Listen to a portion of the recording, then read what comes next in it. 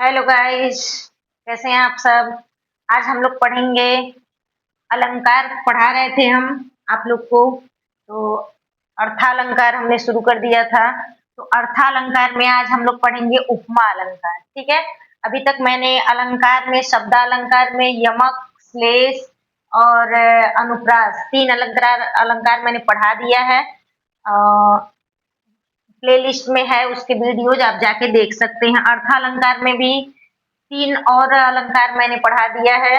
अर्थांतर न्यास अलंकार, निर्देशना अलंकार और विभावना अलंकार। तो 6 अलंकार मैंने पढ़ा दिया है और अलंकार के बारे में, उसके प्रणेता, आचार्य वगैरह सब बता दिया है। तो आप लोग जा करके देखेंगे, वो वीडियो प्लेलिस्ट में है। अलंकार के प्रणेता आचार्य हैं भामह। इनकी पुस्तक का नाम है काव्यालंकार। ठीक है, ये आप लोग याद रखेंगे जरूर से, ये भूलेंगे नहीं कि काव्यालंकार इनकी पुस्तक का नाम है और इसके प्रणेता कौन है अलंकार के, भामह। क्योंकि ये एग्जाम में पूछता है और बुक भी पूछता है आपको, और बुक बताना रहता है कि इसके राइटर कौन है। अर्थालंकार में उपमा अलंकार आज हम लोग पढ़ेंगे। उपमा अलंकार में, उपमा अलंकार मतलब होता है किसी से किसी की तुलना करना। इजी वे में समझिए कि जब हम दो चीजों में, दोनों में समानता या तुलना करते हैं तो वही उपमा अलंकार होता है। ठीक है। जैसे किसी सुंदर स्त्री का वर्णन किया गया और उसकी तुलना चांद से कर दी गई कि चंद्रमुखी, मतलब चंद्र के समान मुख वाली, तो यही हो गया उपमा। तो उपमा किसी भी व्यक्ति या वस्तु का क्या किया जाता है, तुलना किया जाता है, किसी भी गुणों के आधार पर तुलना किया जाता है। ठीक है। उपमेय का उपमान में गुण या रूप के आधार पर समानता हो, वहां उपमा अलंकार होता है। ठीक है। तुलना की जाएगी जहां उपमेय या उपमान में गुण या रूप के आधार पर समानता होगी, वहां पे उपमा अलंकार होता है। ठीक है। इसका ट्रिक है कि आपको एग्जाम में कैसे देता है, एक काव्य काव्य की लाइन दे देता है और उससे आपको पूछता है कि इसमें कौन सा अलंकार है। ठीक है। तो आपको उसके लिए समझना है कि उस काव्य की लाइन में क्या आपको ट्रिक समझना है, जिसके थ्रू आप जान जाएंगे कि यहाँ उपमा अलंकार है। ट्रिक है, ट्रिक क्या है कि उस सेंटेंस में सा रहेगा, सम रहेगा, सरिस रहेगा, इव, तुल्य, वाचक शब्द, ये वाचक शब्द हैं। सा, सम, सरिस, इव, तुल्य, ये सब वाचक शब्द रहेंगे तो आप समझ जाएंगे कि इन दोनों में क्या हो रही है, तुलना हो रही है। ठीक है। अब उदाहरण देखिए, पीपर पात सरिस मन डोला। ठीक है। यहाँ क्या आ गया, सरिस। पीपर पात, पीपर का जो पत्ता होता है वो कैसा होता है, बहुत पतला और बहुत नाजुक सा होता है, जिसकी वजह से अगर हल्की सी भी हवा चलती है तो पीपर का पत्ता क्या होता है, हिलने लगता है। तो जिसकी वजह से कवि बता रहा है कि पीपर पात सरिस मन डोला, पीपल के पत्ते के जैसे मेरा मन क्या हो रहा है, डोल रहा है।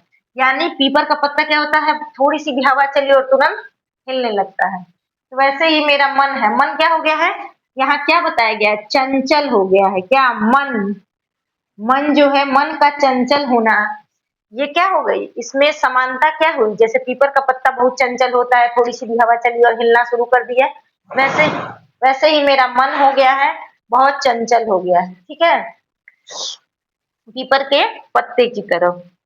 सुनि सुर सरि सम पावन बानी, यहाँ क्या आ गया, आपको वाचक शब्द हमने बताया है कि सा, सम, सरिस, इव, तुल्य। तो यहाँ कौन सा वाचक शब्द आ गया, सम आ गया। ठीक है। सुनि सुर सरि सम पावन बानी, सुर की जो देवता है उनकी पावन सरिता के समान, सरिता मतलब नदी, नदी के समान पावन वाणी को सुनकर, वाणी मतलब बोली, इसके बारे में यहाँ बताया गया है कि सुनि सुर सरि सम पावन वाणी। तो देवता की वाणी कैसी है, पवित्र है। कैसे, पावन वाणी किसके समान है, सरी के समान, मतलब सरिता के समान, नदी के समान पावन वाणी देवता बोल रहे हैं। तो यहाँ क्या हो गया, वाचक शब्द सम, दोनों की क्या हो गई, तुलना। सुर की जो वाणी है, मतलब बातें हैं, वो किससे तुलना की गई है, नदी के पावन जल से की गई है। जैसे नदी का पावन जल होता है, वैसे ही जो देवता है उनकी वाणी है। ठीक है, समझ में आ गया। उपमा अलंकार का अर्थ होता है तुलना करना, जहाँ उपमेय और उपमान में गुण या रूप के आधार पर समानता प्रतीत होगी, वहां उपमा अलंकार होता है, ठीक है। जैसे चंद्र सा मुख तुम्हारा, ठीक है। या ये कोई व्यक्ति को आप कोई चीज को देख करके कहेंगे कि ये बहुत पावन है, गंगा सी पवित्र या तुलसी सा पावन।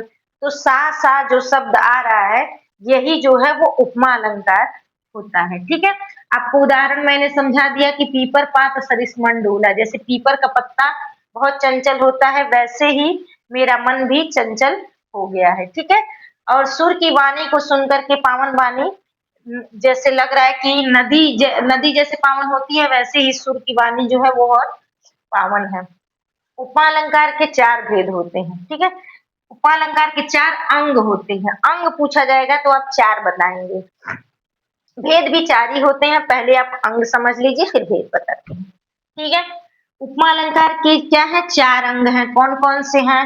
उपमान, पहले उपमान, उपमेय, फिर वाचक, फिर धर्म। अक्सर आप उपमान और उपमेय में कंफ्यूज हो जाते हैं।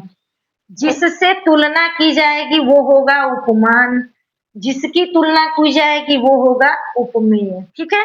और जो ये वाचक शब्द रहेगा वो रहेगा वाचक शब्द। और जो स्वभाव, मतलब जो स्वभाव बताया जाएगा, जैसे यहाँ क्या स्वभाव बताया गया है, यहाँ यहाँ पावन स्वभाव है, यहाँ डोलने का स्वभाव है। तो ये जो उनमें स्वभाव की समानता दिखाई जाएगी वो होगा उनका धर्म, ठीक है। धर्म का अर्थ होता है स्वभाव, किसी का भी क्या स्वभाव होता है। जैसे साधु का धर्म है कि वो किसी को भी क्या करे, माफ कर दे। तो साधु का धर्म है, धर्म मतलब स्वभाव, उसका साधु का स्वभाव कैसा होता है, निर्मल होता है। तो वही बता रहा है धर्म, साधु का धर्म क्या होगा कि वो किसी को भी माफ कर देगा। तो धर्म का अर्थ होता है स्वभाव या उसका गुण, ठीक है, कोई भी गुण, ठीक है। बिच्छू का स्वभाव है कि डंक मारना, ठीक है। तो जो भी है वो धर्म का अर्थ होता है स्वभाव, किसी का भी स्वभाव होता है वो चेंज नहीं होता है, वो स्वभाव किसी का चेंज नहीं होता है। चंद्रमा का स्वभाव है शीतलता देना, चंद्रमा का धर्म है शीतलता देना, तो वो शीतलता ही देता है, ठीक है। तो उपमा के 4 अंग हो गए, उपमान, उपमेय, वाचक और धर्म। उपमान में जिससे तुलना की जाएगी, उपमेय जिसकी तुलना की जाएगी, वाचक में सा सम सरस सरिस, ठीक है। धर्म स्वभाव या गुण जो भी मिलता रहेगा, ठीक है। अब इसमें आप कंफ्यूज हो जाते हैं, तो मैं एक ट्रिक बताती हूँ जिसके थ्रू आप अ, याद रखेंगे कि ये भूलेंगे नहीं कि उपमान क्या होता है। उपमेय मतलब जिसकी तुलना की जाएगी, इसको छोड़ दीजिए, उपमेय छोड़ दीजिए, उपमान में देखिए। उपमान क्या होता है, जो बड़ा होता है उसी का मान होता है, ठीक है। बड़ा व्यक्ति का क्या होता है, बड़ा व्यक्ति का क्या होता है, मान होता है, मान सम्मान होता है, समझिए। जो बड़ा व्यक्ति होता है उसका मान ज्यादा होता है, ठीक है। तो यहाँ क्या है, जो भी जिससे भी तुलना की जाती है, अब किसी व्यक्ति की आप तुलना करेंगे तो किसी उच्च उच्च वस्तु से ही करेंगे हमेशा। तुलना हमेशा किससे करेंगे, तुलना हमेशा उच्च व्यक्ति से होगा, उच्च उच्च व्यक्ति या वस्तु से होगा, ठीक है। व्यक्ति या वस्तु से करेंगे जिसका मान होगा, ठीक है, जिसका क्या होगा, मान होगा। तो ये ट्रिक आप बना लेंगे कि जो भी तुलना जिससे की जाएगी वो बड़ा व्यक्ति, हमेशा तुलना बड़े व्यक्ति से की जाती है। किसी की भी उपमा देंगे तो बड़े व्यक्ति से करेंगे। किसी स्त्री की तुलना हम किससे करते हैं, चंद्रमा से करते हैं। तो चंद्रमा क्या है, चंद्रमा बड़ा हो गया, चंद्रमा का मान ज्यादा है, तो जिसका मान ज्यादा होगा वो उपमान होगा, ठीक है। जिससे तुलना की जाएगी वो हमेशा उपमान होगा, ठीक है। ये चीज आप समझ गए इजीली, ठीक है। तो उपमा अलंकार को हमने समझ लिया कि उपमेय या उपमान में गुण या रूप या के आधार पर क्या होती है, समानता होती है। इसमें वाचक शब्द दिया रहेगा, सा सम सरिस एवं तुल्य वाचक शब्द दिया रहेगा। उदाहरण दिया हुआ है पीपर पात सरिस मन डोला, यानी इसके तरह चंचल है मन, पीपल के पत्ते की तरह मन क्या है, चंचल है। सुनि सुर यहाँ पावनता, यहाँ पवित्रता दिया गया है, यहाँ पवित्रता के बारे में बताया गया है, ठीक है। उपमा के 4 अंग बता दिए, उपमान, उपमेय, वाचक शब्द और धर्म। ठीक है, इतना मैंने आपको बता दिया। अब ये आप समझ लीजिए कि जिससे तुलना की जाएगी वो उसका मान ज्यादा होगा, तो उपमान हमेशा जिससे तुलना की जाएगी। उपमेय जिसकी तुलना की जाए, वाचक शब्द सा सम सरस। ठीक है, इतना आपको समझ में आ गया उपमा अलंकार।